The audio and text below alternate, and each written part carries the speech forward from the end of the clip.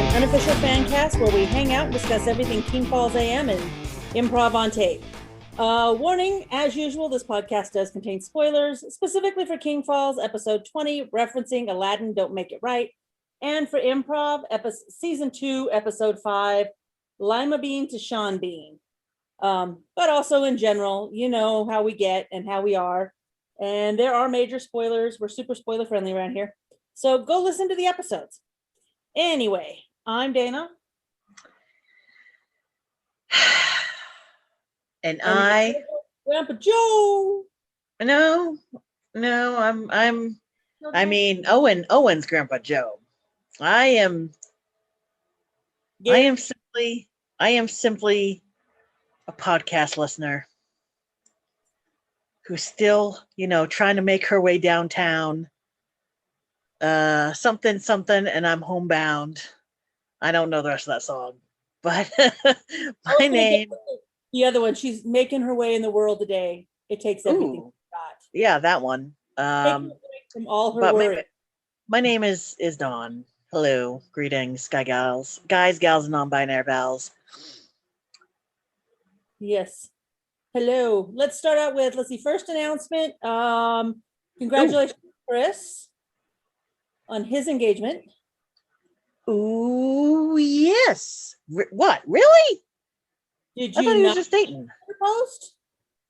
No, I didn't see that post. With him and his lovely lady, whose name I don't know.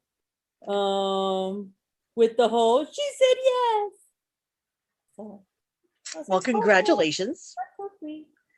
And I have some news as well. What is your news as well? Okay, so because Trump is no longer in office, thank you, Jack in the Box fucking Jesus, for that. Cases of the COVID have gone down here in the United States, and that means that things have started to open back up. This includes live podcast shows.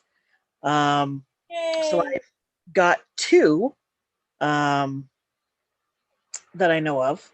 The first one is not a live in front of an audience, but it is a live stream, and that is tomorrow night. It is a special Father's Day live stream from Dungeons and Daddies tomorrow night from 8:10 p.m. Eastern Time.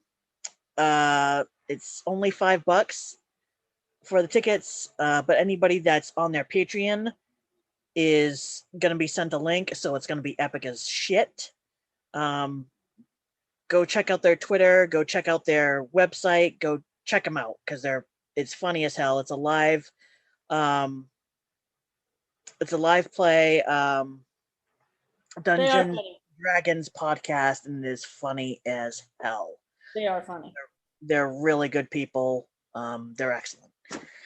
The second one was actually announced by the team behind Mission to Zix. They are doing an actual live podcast. Believe it's like October 2nd down in New York City sometime, and the tickets I think are like $20. So if you are a Mission to Zix fan, check out their Insta. That's where I saw the information. And yeah, so that's it for the live streams. 90 Degrees South. Whew, they're making some moves. Brian, you're a fucking Mav if you're listening to this. I don't know if you do or not, but if you do, you're a fucking maverick. 90 Degrees South, Brian's podcast, has brought in motherfucking Owen Virgin and Kyle motherfucking Brown. That's right. Brought them both in. Thank you, fucking Jesus. Owen's going to be a voice actor. Kyle's kind of sort of going to be behind the scenes, but please, dear Jack in the Box Jesus, please. We need to hear your fucking voice, Kyle. We need to fucking hear it. Because your voice is better than butter. It's better than butter. We need to hear it. I'm just saying. I'm just throwing it out there. And that's all I got. Voices out there. That is all I got. Yep, that was all my announcements today. So, okay, let's get started. Let's see, King Falls, episode 20, referencing Aladdin, Don't Make It Right. This is a fucking hilarious episode. Oh my God. I laugh all the time when I listen to excuse me, listen to this one. And I got a frog in my throat again this week, guys. So pardon. Did somebody visit the froggery? I didn't visit the froggery, but yes, somebody did visit the froggery. It was nice segue, dude. Well done. I have just got allergies. So, yeah, even I wouldn't visit the froggery. I'm sorry. Anyway, this episode originally aired February 15th, 2016.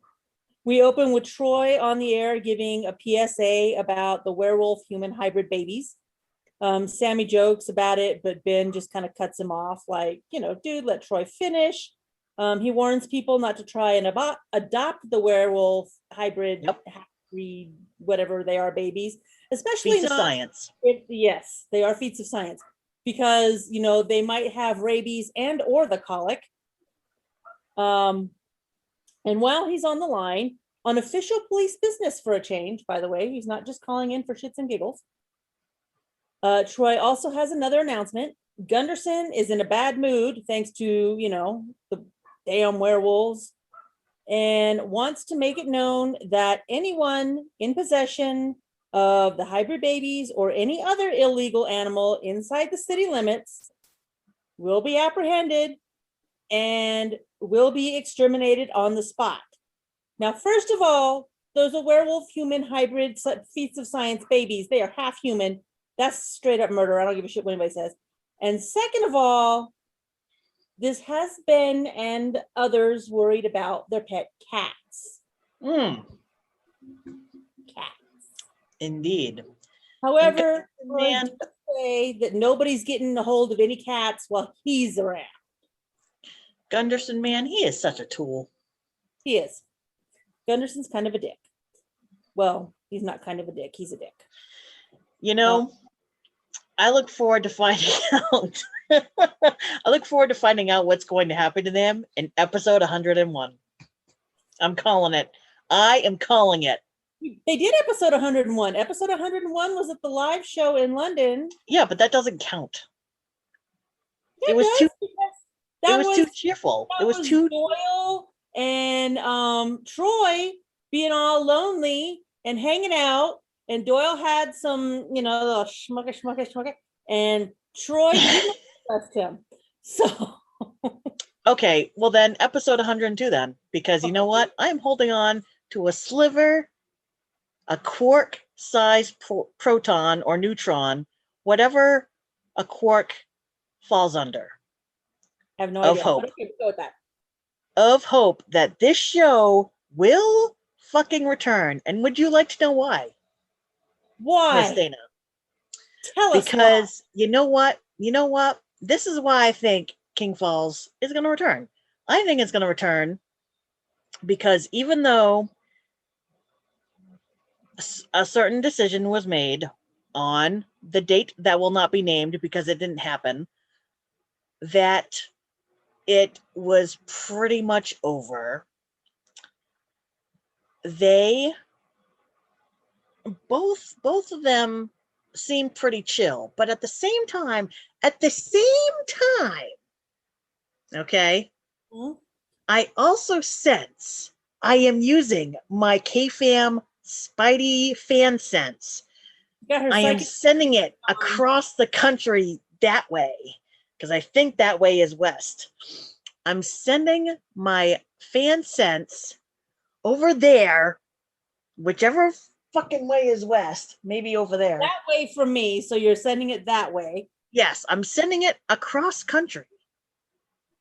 Okay. And I am sensing that even though both gentlemen are seemingly chill and down to earth, I also believe that there's just a tiny little hint of like OCD, of like anal retentiveness that's going to be nagging at them. And it's not going to be named Dawn. Nope. It's No, not going to be. Dawn's not going to be nagging at anybody. It's not going to be named me at all. But it's going Perhaps to drive them. one of them has a bit of an OCD, needs to have things completed. I'm just saying. It's gonna fucking drive them nuts that their magnum opus, the amazing, majestic, fucking epic as motherfucking fuck King Falls AM is not finished. They will find a way. I know they will find a way. And you know what? What? While they haven't taken me up on my offer, they also haven't not taken me up on my offer. Okay. They also haven't told me I am totally not fucking interested. Silver linings. I am sure that after this airs, I will probably get DMs from both saying we're not interested. But you know what? That's okay. That is okay. What is wrong with your lights? I don't know. Your light is like flickering off and on, dude. It's going in. And I think the light bulb's just. You know what? What? I think fucking Debbie's at your house. You know, it wouldn't surprise me. Debbie is at your motherfucking house. She is sending. Would not surprise a fucking sign. Debbie was here. Mm-hmm. Because Debbie does like to fuck with my head from time to time. I'm telling you. And you know, the other silver lining is that until we get the official word otherwise, Cecil's okay. Yep, Cecil is A-O motherfucking K. Because I said so. Even though that the news on that day that shall not be named because it didn't happen emotionally hit me like multiple shots with a spiked steel toe boot into the taint. Into the fucking taint. You know, you don't think you want to know what it feels like to be just emotionally like killed. That's what it feels like. Steel toe boot, sharpened, bladed into the taint. That's what it feels like. That's going to leave a mark. That's going to leave a fucking mark. And I am just saying that while, you know, they haven't not told me that they're interested, or they haven't told me that they're not interested, I should say, in me mediating. And they don't have to have me mediate. I'm just saying. You know, I'm leaving that up to them. I think that the show will return. That is my fucking final. Okay, listeners, we're gonna go from Dana over here. Okay, so I said final. I said final. I don't honestly mean final. I fucking run my mouth all the time, so it's like it's not final. Okay, now we're back. So my absolute final thoughts on the matter. It's gonna return. It's gonna return. I, of course, am completely unofficial. So if there's any lawyers out there, they're like, whatever. Fucking go fly a fucking kite because I don't have any money. I'm fucking broke. Right. So that's it. That's all I gotta say. I think it's going to return because I have hope that it will. A quark-sized hope. Quark-sized hope. A tiny little neutron-sized hope that it will return. But it is still there. And that is what I'm hanging on to. The end. Dawn believes that King Falls will return in the same way that I believe in magic. It's real, motherfuckers. You know what? Shit can get cray in the bray. You know? Shit can get cray in the bray. And there is like shit that happens, it's unexplained. You know? You never know. All I know is that hopefully and this is completely off topic, hopefully I get that position, because you know what the first fucking thing is going to be? Going into my apartment and being hung up on the wall? A signed King Falls AM poster. That's what's going to be. King Falls I'm going to fucking, you know what? I'm going to fucking Windex that motherfucker. I'm going to be like, okay, I'm going to look at it. I'm going to like make sure it is perfectly flat. I'm going to make sure it's not like all crinkly and shit. Make sure it's perfectly flat. And I'm going to be like, is this the frame that I really want to keep it in? Because I want this to look gold. So I may go to Wally World, or I may go to Target. And it is pronounced Target. It's not pronounced Target or Target. It's Target. Target. And I will put that fucking masterpiece work of art with the signed signatures of the greatest people to have signed anything since the goddamn Declaration of Independence. That is fact. Well, okay, wait a minute. Since maybe Teddy Ballgame and Babe Ruth and David Ortiz, since those people. And I'm going to hang that on my motherfucking wall if I get the job. Okay, we can continue talking about the episode now. Okay. Our people are silent posters. Our strong but silent audience, which is probably like 5 people, are like, Dawn, would you please just shut the fuck up already so that Dana can continue summarizing the motherfucking episode?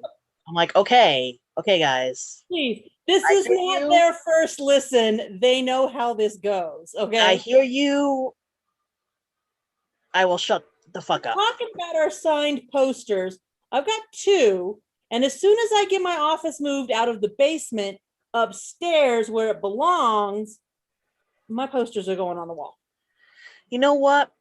I'm kind of wondering if right behind me. So the next time Kyle has a Zoom call, hint, they're going to go right behind me, so that when he has a Zoom call, that I will be framed by the pictures, and that's all he will see. And subliminally, that will tell him, I really need to finish this for, in some way, shape, or form. So Dana, comic book, just a one really long episode to sum it up, something. Because I don't know what it is that's telling me that. It couldn't possibly be those posters that are framing Dana's head. So, Dana, let me ask you a question. I will answer your question.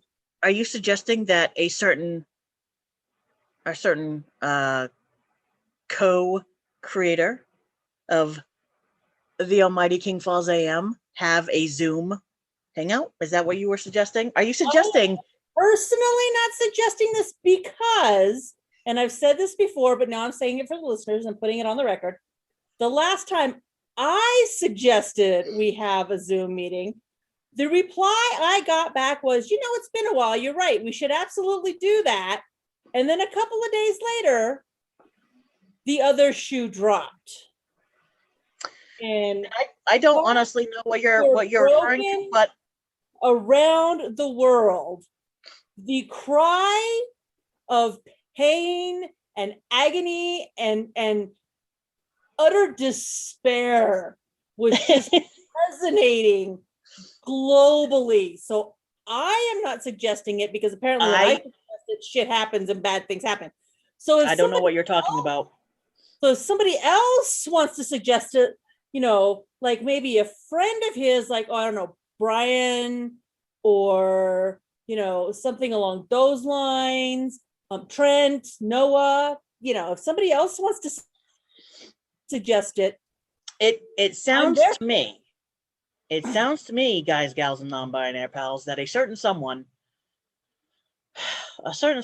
would like to have a certain somebody else whose initials might be KB, to kind of have a fucking quarantine hangout, even though it's not really a quarantine hangout at this point. It's more like just a regular Zoom call with, It's, people that creativity shit. get People- together to make sure everybody's maintaining their creative projects and to check Yes. in, to People encourage that one. give a shit about, about people and just want to make sure everybody's good. That's right. And we will even leave certain topics off the table. Yep. It was not to offend or upset people who are not That's ready true. to discuss them and unburden themselves yet. Done it before. That's right. Yep. Not now, but we have. We have. But speaking of off the rails, speaking of going so far off the rails, we don't even know what the hell we're talking Going off the rails on a crazy train. That whole 3-second rule is a myth. So I'm just putting that out there. Merv cannot afford the lawsuit. Be careful.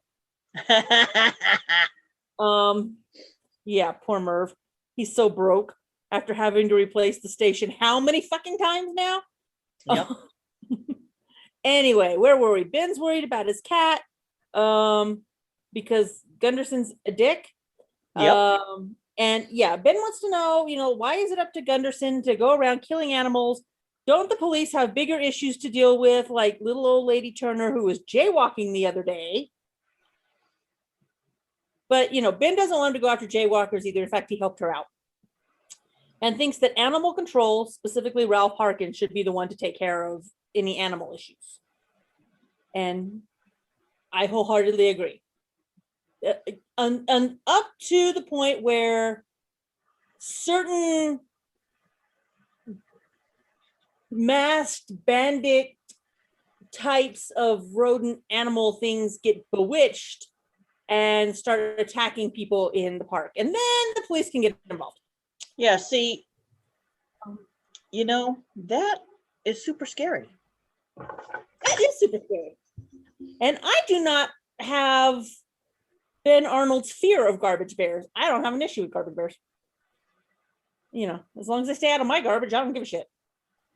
Anyway, Ben announces that their guest, Kirk Seymour, is coming on to talk about his ebook, which passed King of King Falls, by the way, in sales. His ebook, Nice. Dead Tom Turkey, The Perils of Undercooked Poultry. Ben knows nothing about it. Merv set it up. He's just there. He just puts it on the schedule. I would think that the perils of undercooked turkey would be it's fucking undercooked. And it wouldn't taste as good. And it'd be like cold. But this is not a cookbook. This is a novel. Well, so yeah. I just summed it up in like one fucking sentence. Well, it's cold, it's undercooked, and you're probably gonna get sick. Well, as Sandy would say, you'd think the title says it all. You would think. But it's a novel, not a cookbook. So maybe the title doesn't say it all. Maybe not. We don't know. We'll have to wait until we talk to the Dan Brown of poultry. Dan Brown of poultry. That's what Sammy called him somewhere in my notes. Anyway, Sammy tells the listeners that he is going to get them Merv's Book of the Month Club list.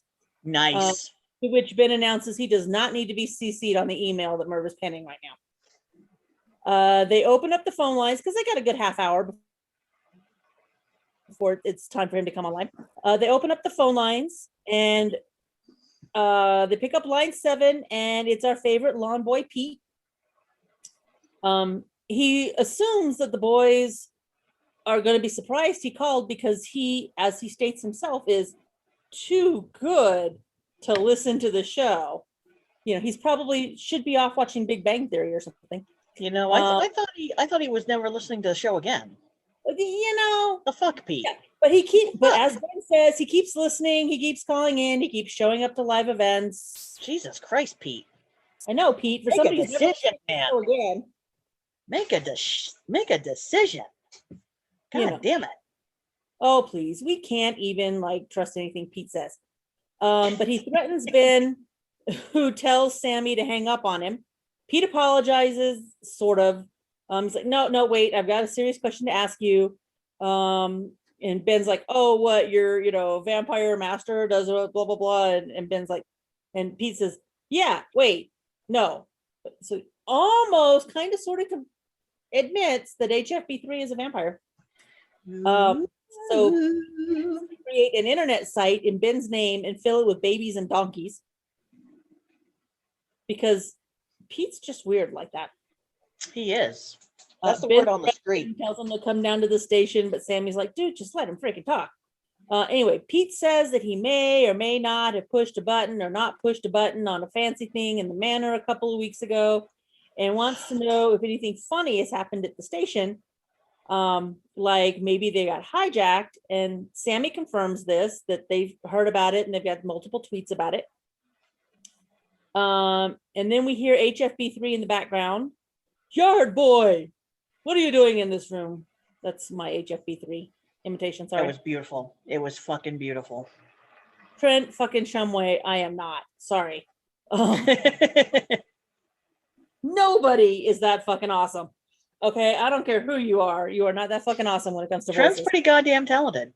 He is. I just said that. Anyway, tells Pete to get out of there unsupervised. Then the call cuts off, and you hear some sciencey sounds. And then, don't you mean sciencey sounds?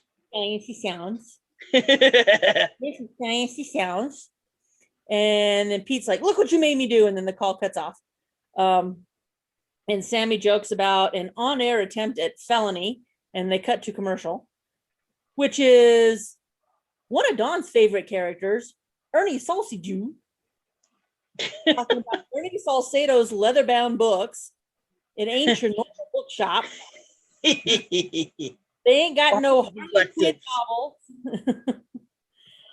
No Harley Quinn novels, nothing to read on the iKindle Whoozy Whatsy. Not that he really understands that. And it's only first edition leather-bound books. So if you want people to think you've got a bigger vocabulary, or if you want to impress abroad, Ernie, we're gonna have to talk. And there is absolutely nothing that goes back to this commercial at all later on in the series. No, this is not a foreshadowing or a hearkening to the future at all. Nope. But anyway, as Ernie says, they got the fancy books. Fuck you, pay me. Fuck you, pay me. Fuck you, pay me. That's it. I have to work in the office on Fridays now. So it's like, I showed up. Fuck you, pay me. Yep. I put on real pants. Fuck you, pay me. Money. Yep. It was the end of the pay period. That means I get paid tomorrow, or paid next week. Woo-hoo. Yep. I get paid weekly, so I'm like, yeah. I get paid next Friday. Yay. Speaking of getting paid and working, okay, I'm going off the deep end again. So here we go. We got an executive order signing in a new federal holiday, right? Yes. Juneteenth. Yay! Woohoo! Yes, Juneteenth. So yay for the reason and yay for the day off. I'm goddamn right excited for both. Yep. Half of the insurance companies that I called today, this was signed earlier this week. Half of the insurance companies I called today were closed for the fucking holiday. Yep. I'm like, excuse me? I'm still working. How come we didn't get the day off? And my boss is on fucking vacation this week. So I unacceptable. And say, AJ, what the fuck? How come we gotta work? Unacceptable, AJ. Unacceptable. Unacceptable, AJ. So AJ, what in the shit are you doing? Fucking AJ. He's playing tour guide to his mother-in-law who's in town this week. Okay. Okay, AJ, you're excused. No, he's not. We'll take a phone call. Lisa, send out an email. We're closed on Monday. It's a holiday. Make sure everybody puts it on their pay stub, on their timesheet. Click. You're excused, AJ. Yeah, okay. Dawn says you're excused. Yep. I'm not giving you that excuse, but whatever. He doesn't listen to the show, does he? No. No. Or not that I'm aware of anyway. I mean, and AJ, until he shows up on Monday morning. He's like, Dana, can I see you in my office? And it's just no, like I'll have an email because I don't go to the office on Mondays. Oh, well, whatever. You're like, I'll just have this email. You know, Dana, you don't have to show up to the office on Friday. In fact, why don't you just clock out and the office? And your friend Dawn, she can go royally fuck herself. Far as I know, he doesn't listen to the show. He probably doesn't even know what a podcast is. And AJ, if you're out there and you do know and you do listen to the show, well, I apologize, but you've heard us. Just is he old? He's old, probably. He's older than me. Yeah, he's old.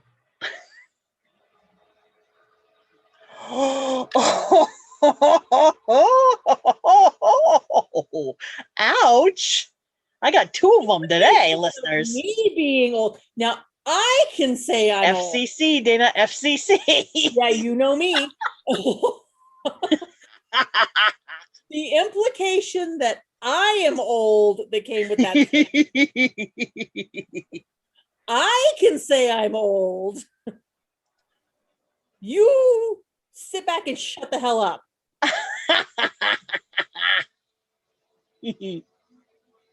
Because one day you will be as old as I am.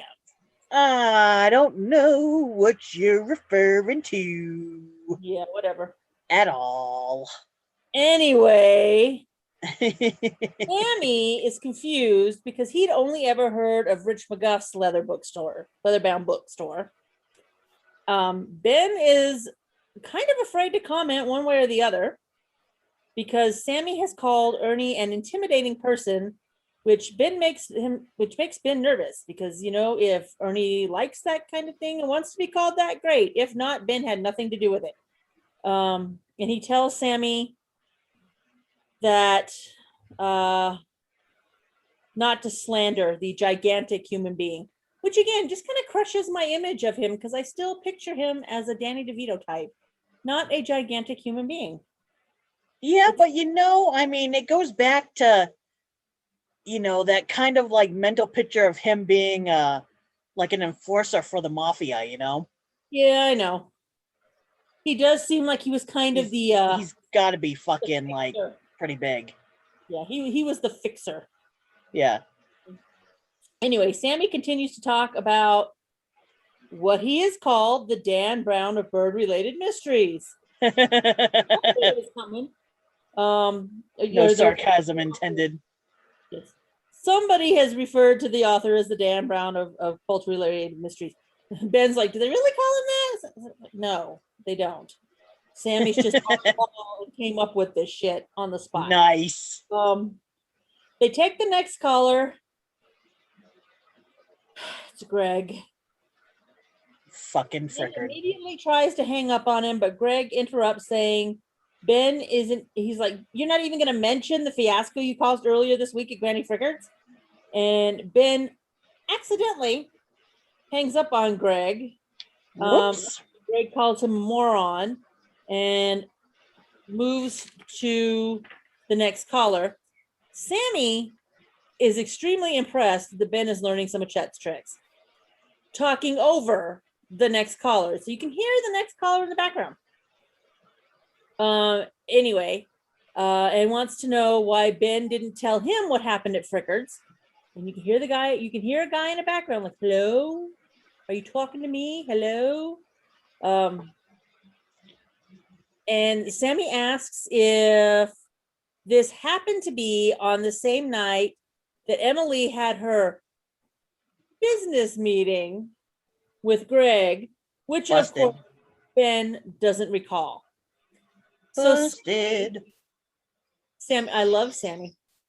Sammy asks Ben if he can't recall going to his least favorite restaurant that he never eats at on the night of the Valentine's dance, where his main squeeze, Ben interrupts him, The girl he pines for, Ben interrupts him again.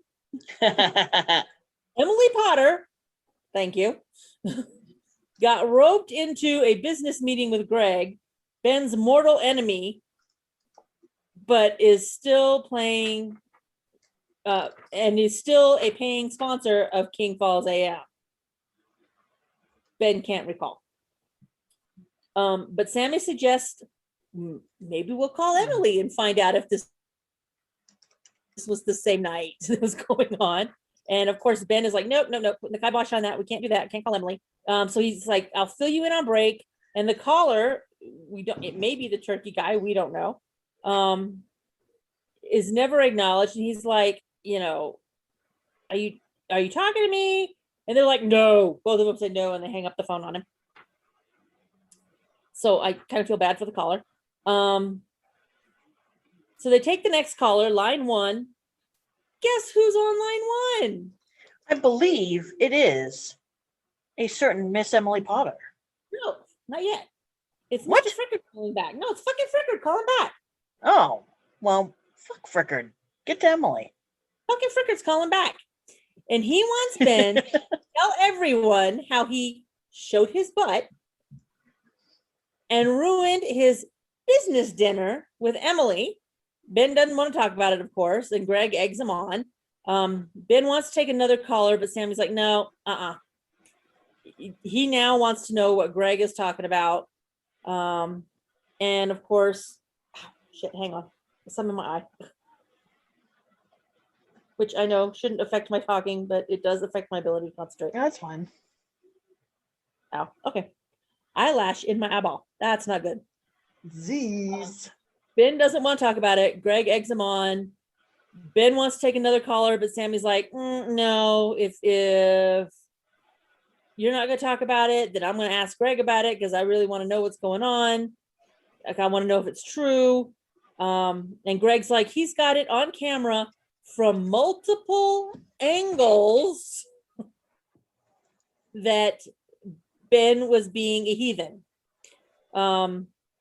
And he does admit that he hid cameras, it's not just security cameras. He hid cameras around the froggery to record his big night with Emily. Because it's not really, even though it's not really a date, because, Greg's just creepy, but sorry, folks. Dana can't talk today. Greg admits he wanted his grandmother and future children to see the moment when he and Emily fell in love, edited to Boys to Men. And Ben, which I'm not going to sing for you guys because y'all don't really want to hear that. Although nobody wanted to hear Greg singing it either.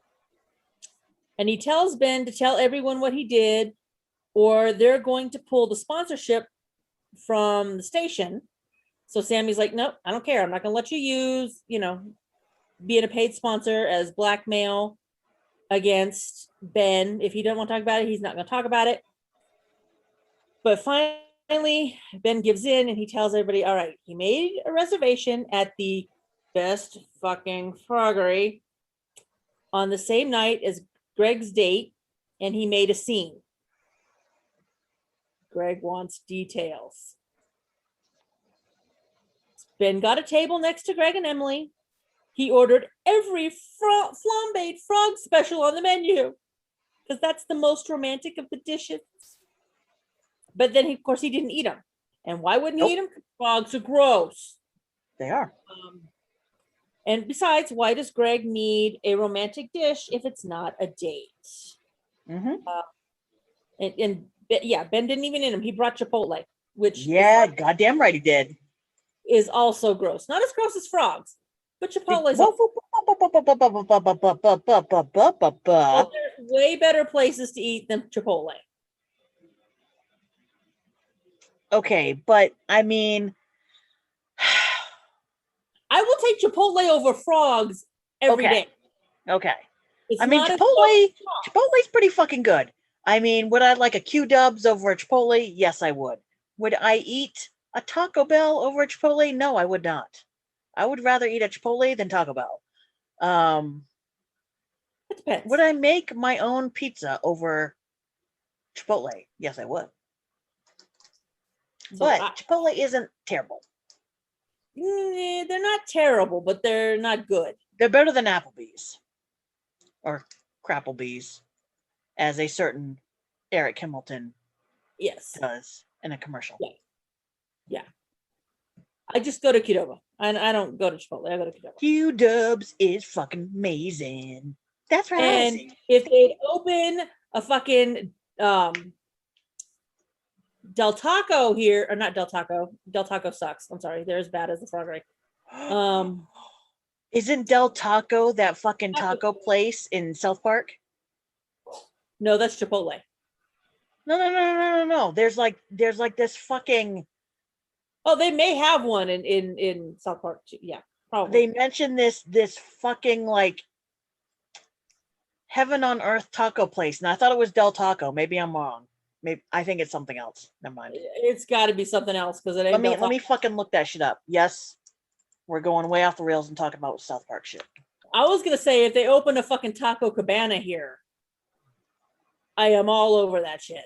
Taco Cabana is the bomb. I used to work at Barnes and Noble, and we closed, and we wouldn't get out there till midnight because we closed at 10, and then we had to reshelf books, and we had to clean up the cafe. So we didn't gather till fucking midnight. Oh, it's Casa Bonita. Casa Bonita, and that's in Casa Denver. Bonita. Casa Bonita's in Denver, which is kind of a drive from South Park. Not a huge drive, but kind of a drive. But yeah, they were open because Taco Cabana was open 24/7. So every night after I had to close, I would stop and get a chicken quesadilla and fresh made salsa and chips. Goddamn right.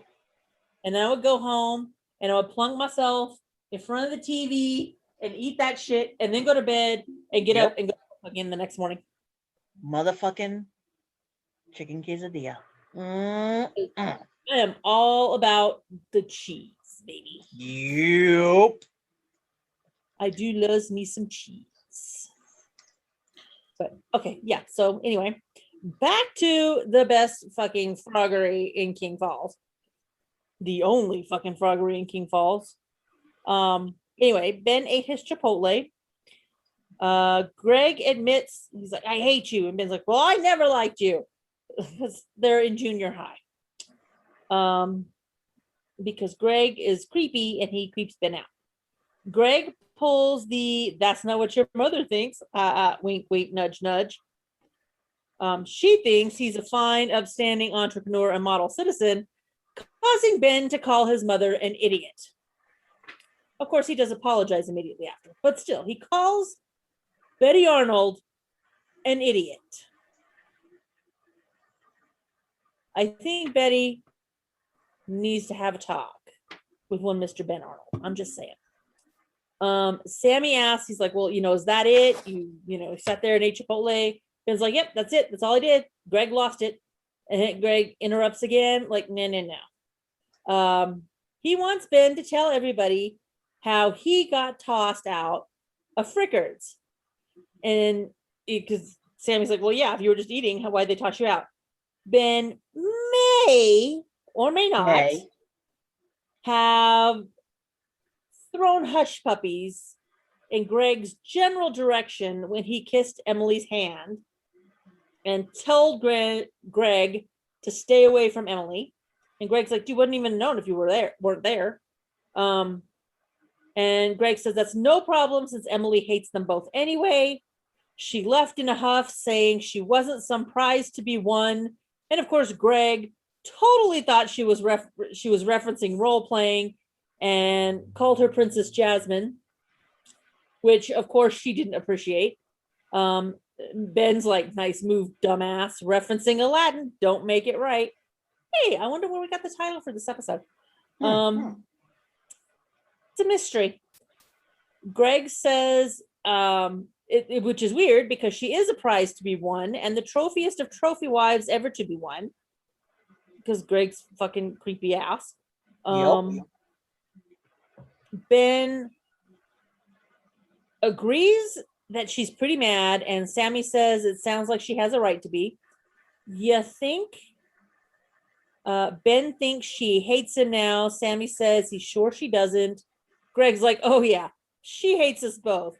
But eventually she'll come back around to him because he wants, because, she was lukewarm to his feelings before, but at least he was sincere. But like Ben wasn't sincere. Come on. And he wants an apology on air from Ben, as well as written on nice card stock so he could show Granny. And Ben wants Greg to catch a frog-based STD and die.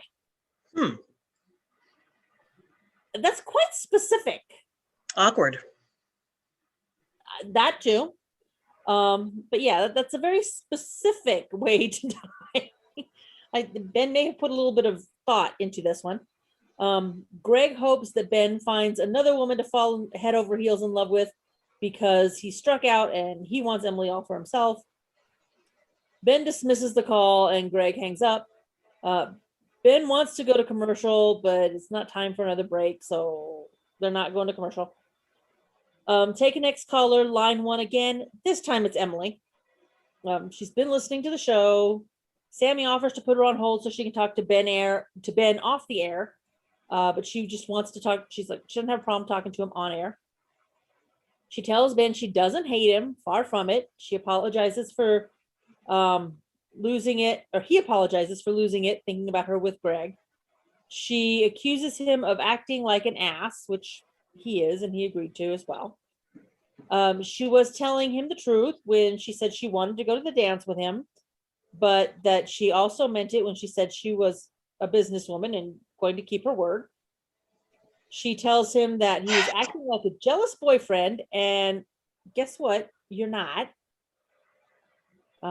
Even though she may have wanted him to be before, which kind of surprises Ben. I don't know why he didn't make that boyfriend move a long time ago. He's really in for the long game at this point.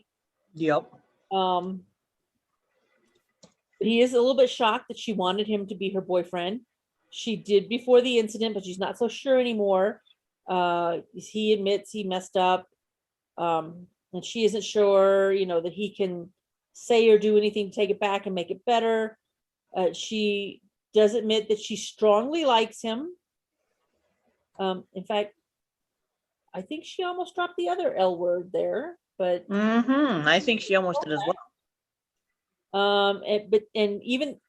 And for as much as she was afraid for him during Lincoln's revenge, she was even more afraid to see him acting like a bully towards Greg. And I get that. This is the very bad side of Ben, and yeah, this is Ben did not look good in this episode. It was a funny episode, but man, he kind of looked like a little jackass. It's true. Ben was an ass. I mean, we love Ben. We're on Ben's side.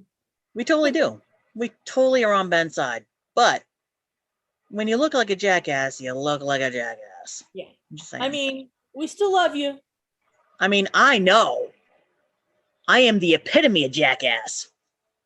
No, not you. Oh, yep. No. Yes, me. Listeners, what do you think? Is Dawn a jackass? I am. Inquiring minds want to know. Yep.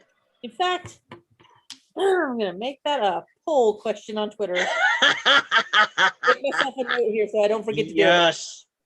Make it a fucking Twitter poll. Is Dawn a fucking asshole? Yes? Jackass. Or no? No, we're going with jackass. Is Dawn a jackass? Is Dawn a fucking pain in the butt cheeks? Oh, pain in the butt cheeks, yes. Absolutely. I will 100% go there. I will support that one. But, it's damn true. But I won't go with jackass, at least not all the time. Anyway. But she doesn't hate him. And he's, he says he'll try and do whatever it is he can to apologize. She asks Sammy about being a guest speaker at the library and then hangs up. And that's the end of that episode. Yep. Poor Benny. I mean, I feel bad for Ben. I get why he did what he did. But come on, Ben. Do better, Ben. We still got your back, Ben, but do better. I got your back all the way. But do better, Ben. Anyway, so that was it for that episode. Then we move on to Improv on Tape, season 2, episode 5. Glee. From Lima Bean to Sean Bean. This one originally aired April 27th, the day before my birthday. 2021. Hey, that means, wait, if the 27th fell on, oh no, never mind. I was going backwards. No, I was gonna say next year will fall on my birthday, but no, I'm going backwards. Never mind. It'll That's be okay. 2 days before my birthday next, or yeah, if it's a Tuesday, whatever. Shut up, I know what I'm saying. Anyway, Didn't have any doubt. I haven't got a clue at this point. I am so fucking clueless. It's not funny. They discuss that for them, it's been a few weeks since they've recorded, but for us, dear listeners, almost no time has passed. Apparently, they had some technical difficulties they needed to overcome and fix up. But they fixed it and all that jazz, which causes the girls to start singing all that jazz. Actually, I think a couple of the guys did too, because Chris was like, "Yeah, I set that up for you." C'est magnifique. Exactly. And he reminds us that they take the stories that we already know and make them up as they go along, making them much dirtier. And yes, they are some dirty, dirty, dirty people. The shows are so much dirtier than they would have been. A little bit. Yeah. Then I think J.K. Rowling or Ron Dahl wanted them to be. Although somebody, and I think it was Noah. I almost said I think it was Ben. I think it was Noah who said something about when you invite a bunch of children to your mansion, or in this case, factory, it's bound to be dirty. Or in this case, a podcast. Yeah, it's bound to be dirty, and it went off on this whole Michael Jackson Neverland thing. Oh no. I've seen the Neverland documentary. Oh shit. Okay, we're going there. So we get a previously on Improv on Tape. The children are inside the factory. There are no more newspaper clippings and no more Grandpa Joe stories. Yet don't count on it. Augustus is drinking chocolate from the river precariously. And the last thing we heard on the last episode was the Wonka man saying, "Oops. I did it again. Got lost in the game. Ooh, baby, baby." I don't know the rest of the words. I'm not admitting to this one. Oh! Chorus is the only part of that song that I know. So I think that's about where the last of the words that I would have known was, maybe one or two more. Anyway, Wonka sees Augustus drinking from, or Augustus as some people call him, drinking from the river, and explains that the chocolate should not be contaminated by human hands, although he scooped the chocolate out with his hand and had Charlie drinking it out of his hand in the previous episode. And so this leads me to I'm just going to throw this out here. Okay, what if Wonka isn't human? Well, his hand was made of chocolate. I was going to go there. His hand was made of chocolate. I think Wonka is actually like an eldritch being from beyond space and time. He's kind of like Cthulhu's right hand candy maker. Yep. He may very well be Charlie's biological grandfather. Yeah. Charlie is half Cthulhu. Fucked Grandma Joe. And he fucked Grandpa Joe too, but in a totally non-sexual way. He just fucked him over. He just fucked the whole goddamn family. That's what he did. The Willie man. He fucked them all. Every one of the buckets. Anywho, he asks him. Oh, and then so he's trying to explain that the human hands could contaminate the chocolate, and he asks Augustus if he knows what sweat is, which, of course, he doesn't know because his parents are trying to keep puberty discussion away from him because they weren't ready for that yet. And here's where the entire rest of the story goes off the rails. His mother explains that as little boys grow up, their bodies have new fluids. And Augustus asks him, does the Wonka man mean his nighttime fluids? I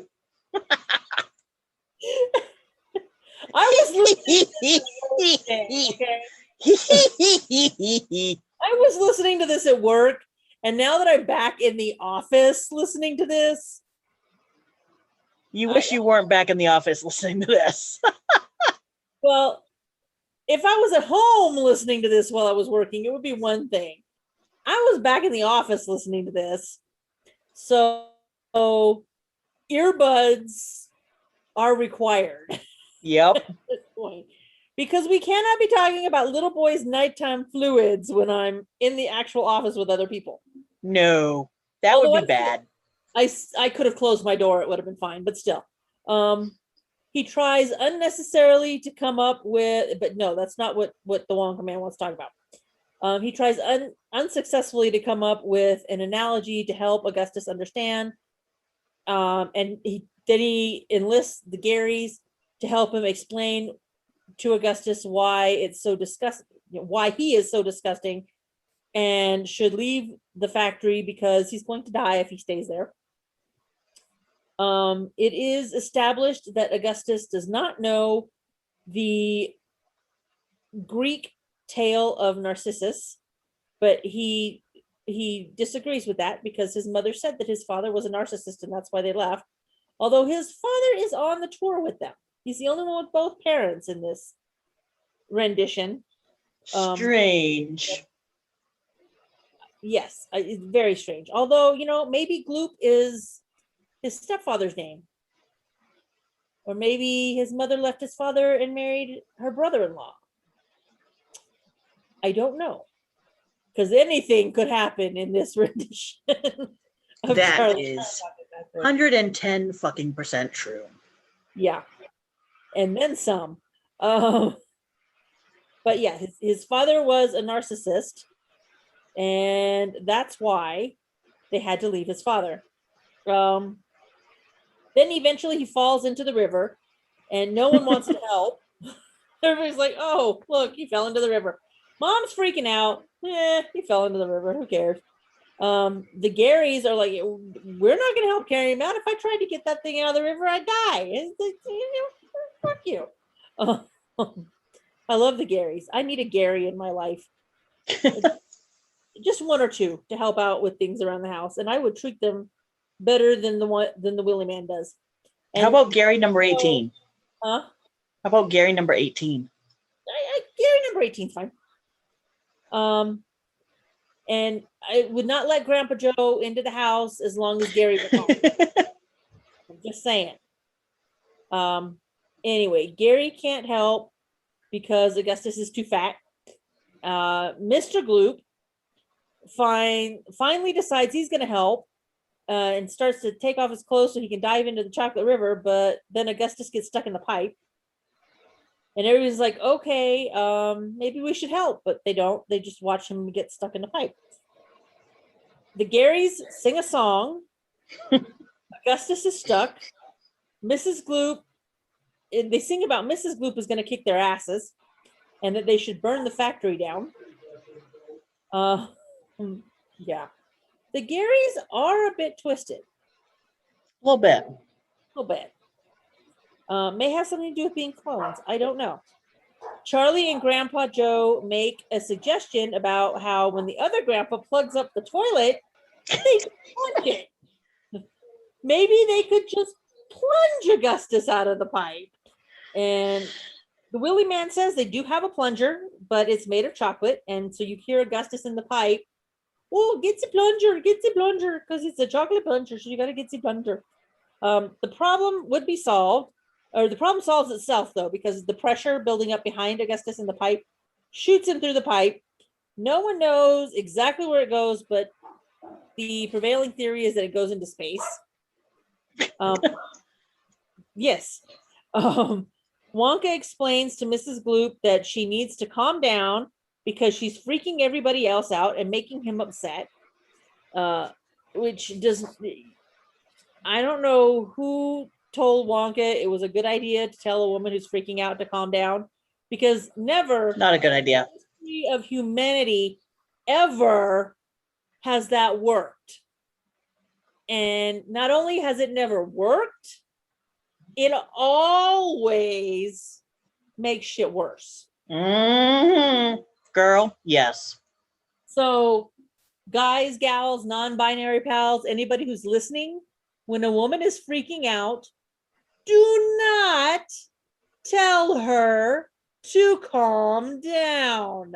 Yep. You tell a woman to calm down, she is gonna fucking slap the man right out of you in fucking less than 2 seconds flat. You will be lucky if you walk away with all of your teeth. It's true. And you may have to go and wait for your testicles to descend again. Yep. I'm just saying. And maybe one of those things where you have to wait. Oh, you're gonna have to wait. They ain't gonna just pop back out. They're gonna go up in there and they're gonna stay for a while because they're afraid, which is what you should be, is afraid. Very, very afraid. So just save everybody the trouble and don't tell a woman to calm down. Yep. In fact, don't tell a man to calm down either, because while sometimes that works, it just not always. And it could go 50-50 and you don't want to play. True. You don't necessarily want to, make shit worse. So, although, if you're using Grandpa Joe's logic, you got a 50-50 chance of getting them to calm down. The Garys just, where were we? I lost it. He went into space. Gary's suggests that maybe they should try, that she should try to drink out of the river too, because I think they want to push her in after him. She thinks Augustus is going to the cafeteria to be eaten by the Oompa Loompas, and the Garys are very offended by this.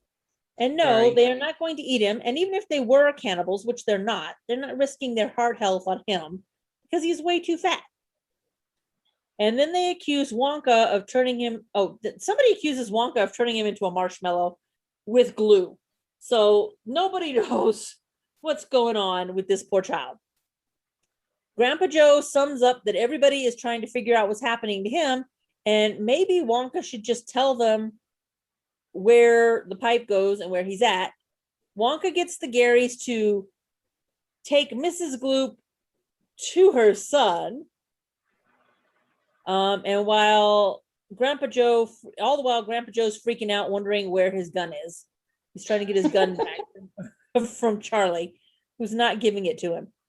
The Garys sing a song because Gary 18 drops a sick beat, according to Gary number 2.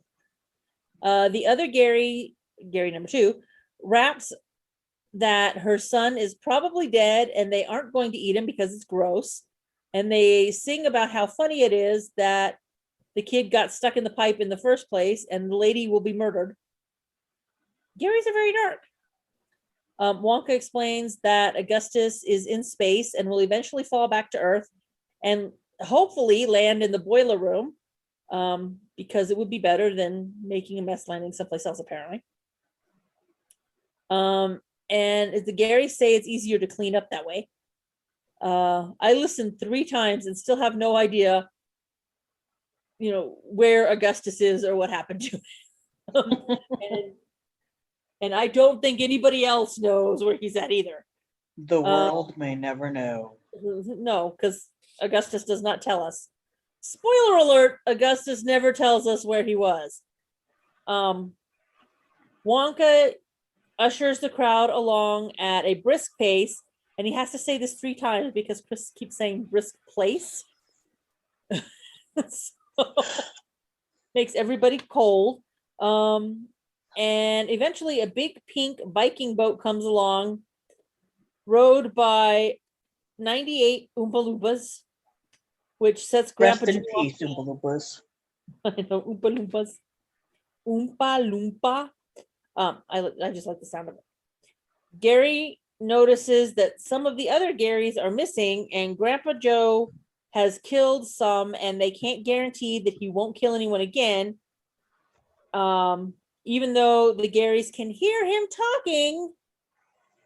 And maybe Grandpa Joe needs to, not talk about killing the Garys at this point. They get into the boat, and Wonka gets mad at Mike TV for aggressively licking the boat. Not just licking the big pink boat, aggressively licking the big pink boat. And because, they're not in the chocolate room anymore. And Mike's like, sorry, it reminded me of something else. Because Noah's dirty. Of course, he was egged on with this. So they get Veruca Salt begs her father for one. Grandpa Joe starts snapping Gary's necks and dropping them into the river before telling Charlie he thinks Veruca is a fucking bitch. But Gary would rather talk about him killing the other Garys. Like, we don't give a shit if she's a bitch. Stop killing the Garys. Wonka gives Charlie and Grandpa Joe each a mug of chocolate from the river that Augustus just almost died in, and now there's dead Garys in the river. So Wonka's kind of disgusting too. He hands a mug to Grandpa Joe, who pretends to drink it and tells Charlie not to drink it. Charlie is conflicted, and Wonka wants to know once again if Charlie is a sheep, a shepherd, or a wolf. Charlie says no, he's a lion, and he takes a sip, and it's tangy and tastes of paprika, which I thought was really weird. And then he has emotions, but they die. The emotions die pretty quickly. And he also tastes the hint of umami because, they're very descriptive about the chocolate that comes from the river. And I kind of got to wonder, do the Garys add the paprika flavor or the umami flavor? And Dawn, did you freeze or are you still listening? Okay. Anyway, Wonka wants the Garys to row faster, but now there's only 2 Garys left. And they're going as fast as they can through the tunnel. And because the big pink boat is going through the tunnel, and there's no sexual innuendos in this story. Grandpa Joe is taking his chance to take more out. That's why there's only 2 left. Wonka still wants the Garys to go even faster and wants to know if everybody's having fun. When the light comes on, that's when he notices that all the Garys are missing. Meanwhile, Mike TV is having flashbacks of the war when he was knocked out and then woke up and everybody was dead, and swears he did not kill them, nor did he kill the Garys. And Grandpa Joe says, that's just like the only survivor of my unit Michael used to talk about. Until they had to strap him down to the gurney and take him away. Gary number 2 and Gary number 18 are now the only ones that are left. Mike TV starts licking the boat again. And the Garys are like, and one of the Garys, I don't know which one it was like, yeah, that's not the boat. And I kind of liked it. Yeah. That was my reaction too. I was like,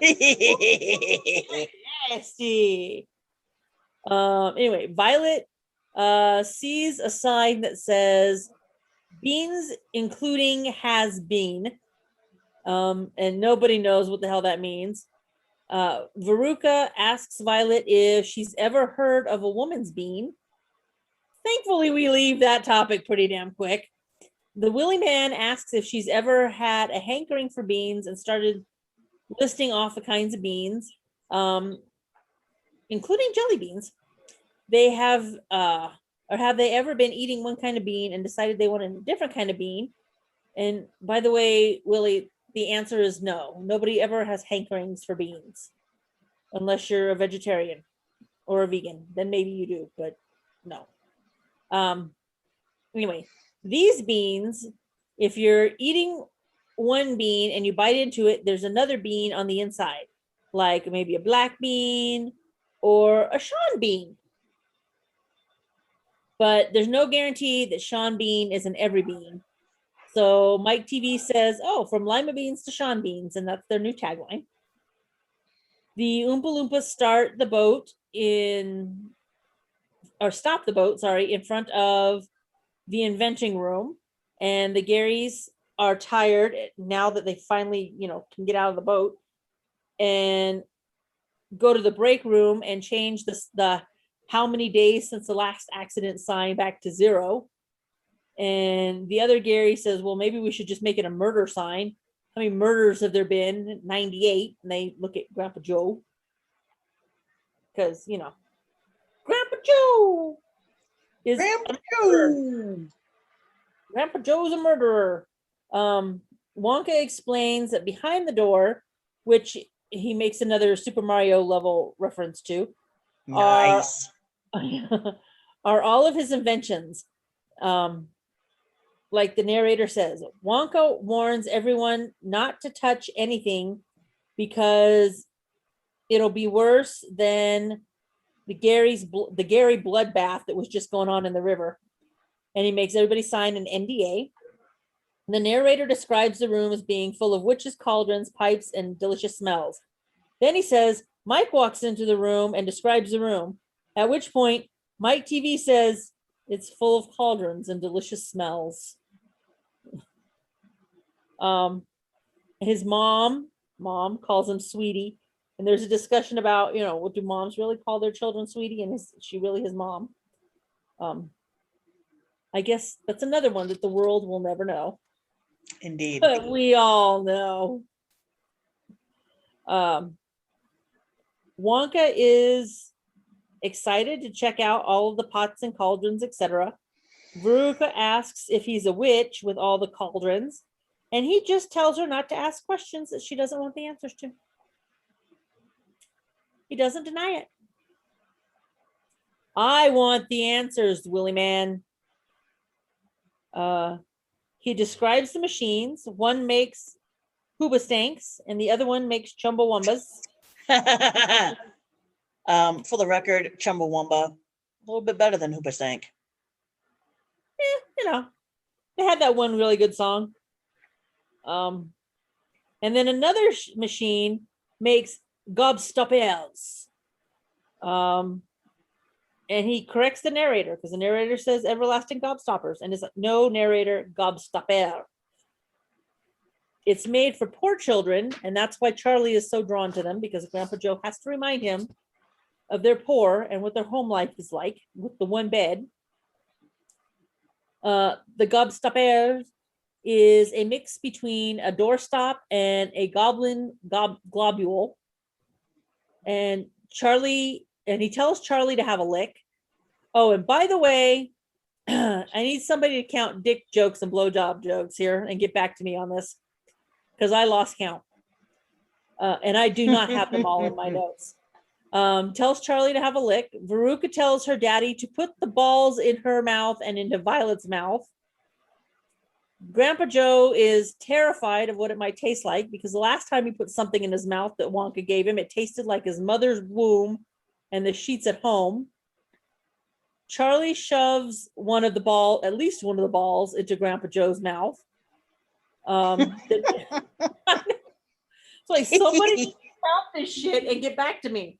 The narrator explains how Wonka tells everybody that that the balls can be sucked indefinitely and they never get any smaller. I find this interesting.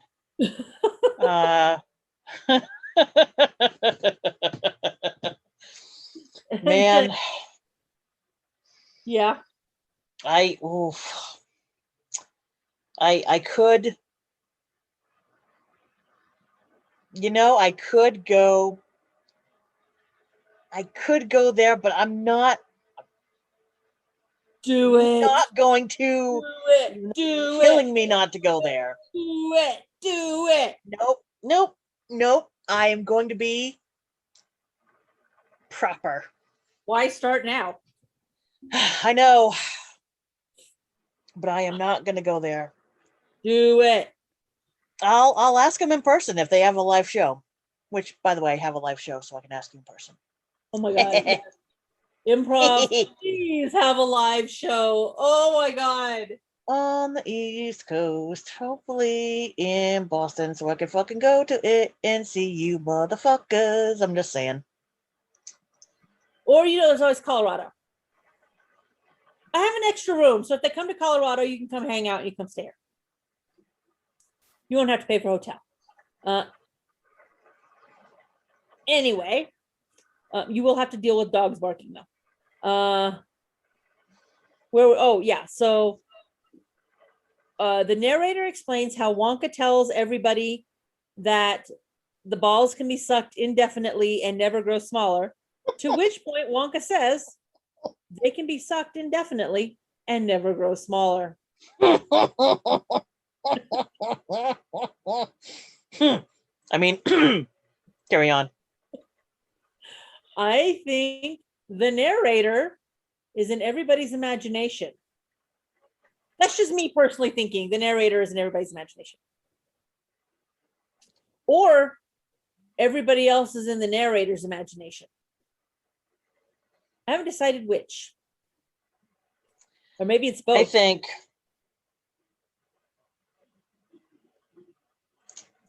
yes. I think I gotta stop being so goddamn dirty-minded. That's what I fucking think. Why start now? Or why stop now? I mean, come on. A dirty mind is a sign of an interesting person. Prim and proper. That's who I am.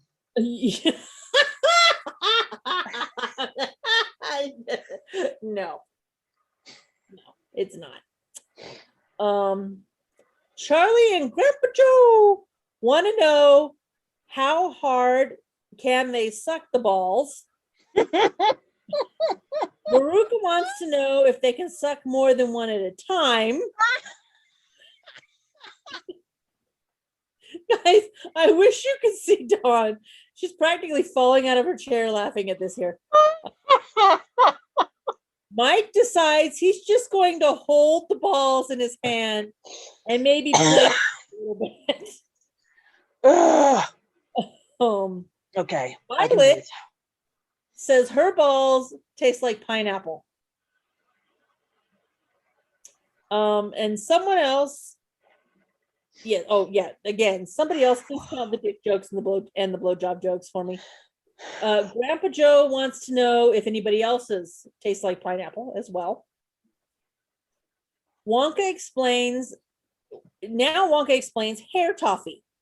He asks, if anyone is familiar with Cousin It or Chewbacca, and how, if they've ever been staring at somebody with long, luscious hair, have they ever just wanted to take a fistful of it and suck on it?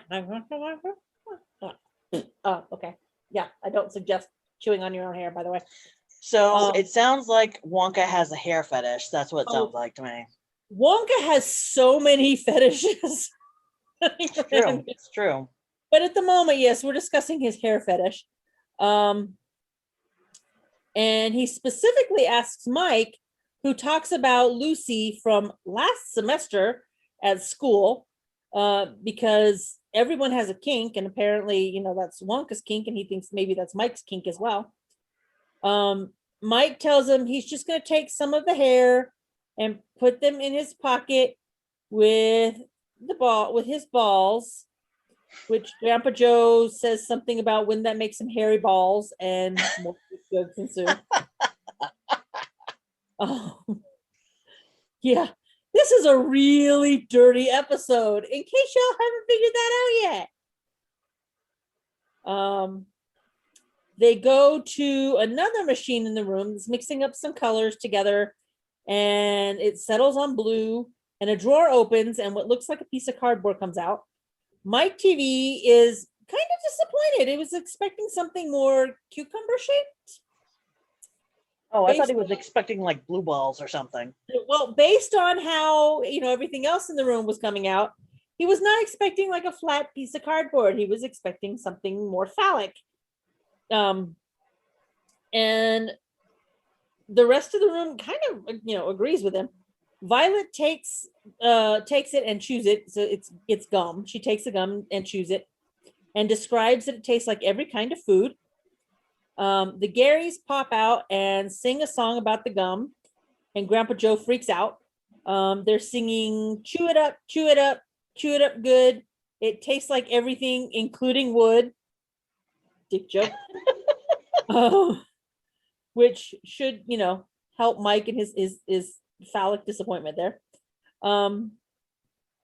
Tastes like every food you've ever had. It tastes like your mom and your mom and your mom, bitch. That's the Good song. to know. Yes. Wonka congratulates them privately because he doesn't want everybody else to know that he's, like super into their song. Grandpa Joe asks if there are any female Garys, to which the Garys get super offended and tells him to shove his gendering up his ass. They are everything all at once and they are proud. And Grandpa Joe's just like, look, I just thought when some of the ladies' characters left, they may want to, have other characters while they're here. So yeah, the two Garys left, and Charlie doesn't want Grandpa Joe to kill anymore because the one sings and the other one raps, and he tries really hard. And Charlie doesn't think he does a good job, but he tries really hard, and he can't wait for him to actually find his rhyme, which Gary gets upset again, with Charlie this time, that just because they have their own way of making music, and just because Charlie doesn't understand the Wampus Land rapping scheme doesn't mean that it doesn't exist and there isn't one. Keep ascribing human qualities to the Oompa Loompas. Charlie is now on Grandpa Joe's side about just killing off the Garys. Violet is chewing the gum, and now it tastes like breakfast and mimosas, so they're contributing to minors. Wonka is impressed with Charlie's violent streak and wants to know if he's a wolf or a she-wolf, and sings a song about she-wolves that Charlie's mom used to sing to him when he was little. And Grandpa Joe tries to steer the conversation back to the gum. Violet says that they've all been there for way too long, and everybody agrees. And then Ted Cruz shows up again. Not Ted Cruz from MySpace. No, it's not the Ted Cruz from MySpace. It's Ted Cruz from OSHA and SAG. And he tells them that the children have been working for 8 hours straight and they need to shut down. Even Mike TV has to go do his homework because, he's just a child too. And even though everybody's aged up because they've been in this episode for way too long. So Mike goes to do his homework, and Ted says basically all they need is like a 12-hour turnaround time. So the narrator decides that that's the end of the show. Because either it's getting late or Ted's got a hot date somewhere. I'm just saying. And that's how the show ends. Oh. Yes, it was a long episode. You got anything else, Dana? I do actually. I got some plugs. So season 1 of The Devil Hates Mondays. I just listened to it. And you can binge it pretty quick. The episodes are only 15, 20 minutes long. And it's about a guy who accidentally makes a deal with the devil, accidentally sells his soul. And then the devil can't deliver. So makes him the devil. Yeah. Yeah. Anyway, like I said, super short. I think there's only like 10 episodes. Season 1 just ended. So go listen to that. And then I think that was the only one I had a plug for. Yeah, that's my only plug this week. So how about you? Any plugs? No plugs. No plugs this week? Nope. Well, alrighty then. That's all I got. Anything else from you? Anything else you thought of while we were? No? Okay. Nope. I think Dawn's tired. She's fading fast, kids. Yep. This has been yeah. This has been Shotgun Saturday Nights. It is edited and produced by Don Blake and outlined by Dana Olson.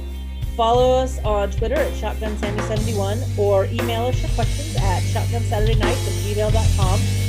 Don't forget to like, share, and review.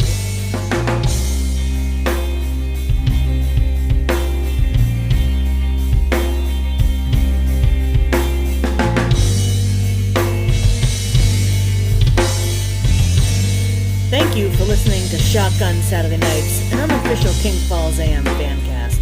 Our intro music is Get Ready by Fesleyan Studios, and our outro track is The Slumber of the Blackwood by As Above, So Below off their album Ritos 2, which is licensed under Creative Commons Attribution Non-Commercial Share Alike 4.0 International License. Until next time.